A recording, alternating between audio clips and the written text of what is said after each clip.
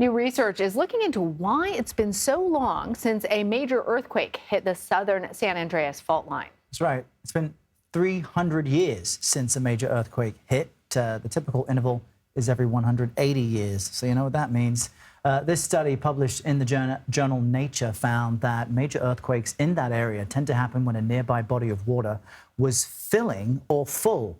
However, that lake has drained over the last 3 centuries. That long interval has built tension in the tectonic plates, prompting fear of a massive earthquake known as the Big One. Joining us now is Ryley Hill. He led the study. He's also a PhD candidate at San Diego State University and the Scripps Institution of Oceanography.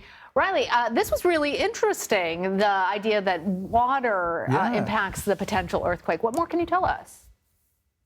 Yeah, thank you for having me. So this section of the San Andreas Fault poses the largest seismic hazard in all of California. So understanding its history and what that means for the future is a very important question to look at. The fluid that the ancient Lake Cahuilla induced on the Earth's crust effectively was significant enough to trigger past major events. When we say major, we mean anything greater than a magnitude 7. And this has occurred over the past 1,000 years. But like you guys accurately said, it's been about 300 years since the last major event. And it also is about 300 years since the last lake, ancient Lake Cahuilla being, 40 times larger in volume than the current modern remnant, the Salton Sea. And Ryley, I remember during my time living in Los Angeles that everybody had to have an earthquake preparedness kit because the expectation is another big one, like a magnitude, I think 7 or above, is coming. It's just long overdue. I'm fascinated by a body of water having an impact on when a quake takes place. What are some of the other factors you think that have allowed the San Andreas Fault to stay dormant?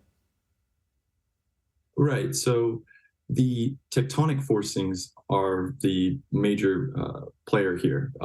They accumulate stress and strain on the fault. And regardless of if the lake is there or not in the future, the stress will have to accommodate and will cause a large event.